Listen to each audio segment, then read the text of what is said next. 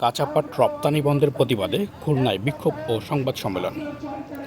আমাদের খুলনা জেলা প্রতিনিধি মোহাম্মদ আশরাফুল ইসলাম রাজুর। নতুন পেপসোডেন্ট অ্যাডভান্সড সল্ট, লবণের অনন্য ফর্মুলা ও প্রাকৃতিক উপাদানে তৈরি, যা প্লাক দূর করে ও মাড়িকে রাখে সুরক্ষিত। বাণিজ্য মন্ত্রণালয় কর্তৃক শর্ত আরোপের মাধ্যমে কাঁচা পাট বন্ধের রপ্তানির প্রতিবাদে খুলনা যশোর মহাসড়কে অবরোধ করে বিক্ষোভ করেছে পাট শ্রমিকরা এবং একই দাবিতে সংবাদ সম্মেলন করেছে বাংলাদেশ জুট অ্যাসোসিয়েশন বিজিএ।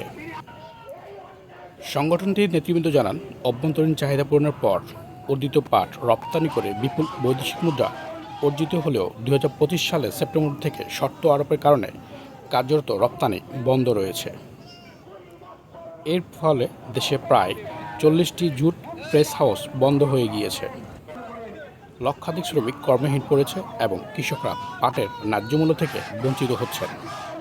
বর্তমানে বিপুল পরিমাণ পাট মজুত থাকায় এবং সামনে নতুন মৌসুমের বাম্পার ফলনের বাজারে বড় ধসের আশঙ্কা করেছেন তারা।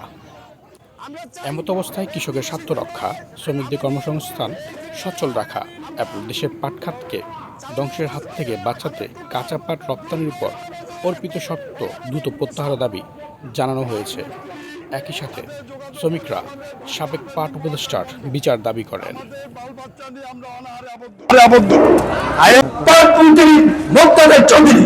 আপনাকে আমরা জোট করে এবং খুলনা কেন মানুষের পক্ষ থেকে আহ্বান জানাচ্ছি, যদি আজকের দিনের ভিতরে আপনি এই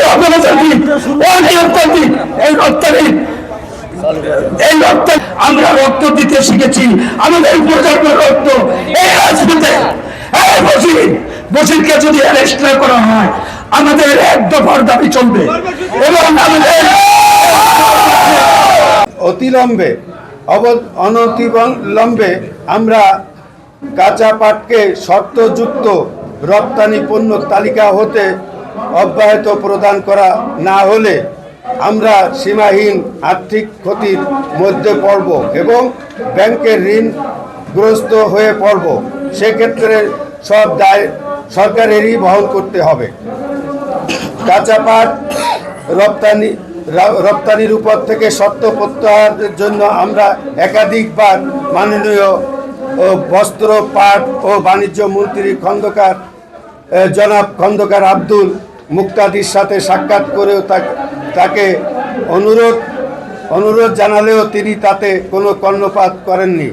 এমতো অবস্থায় কাঁচা পাটকে শর্তযুক্ত রপ্তানি পণ্য তালিকা হতে অব্যাহত প্রদান না করা পর্যন্ত আমরা আগামী 20/5/2026 তারিখ পর্যন্ত থেকে বিজিএ দৌলতপুর খুলনা অফিস প্রাঙ্গণে আমরা ধারাবাহিকভাবে মানববন্ধন ও বিক্ষোভ কর্মসূচি পালন করব এবং মাননীয় প্রধানমন্ত্রী বরাবর স্মারকলিপি প্রদান করিব।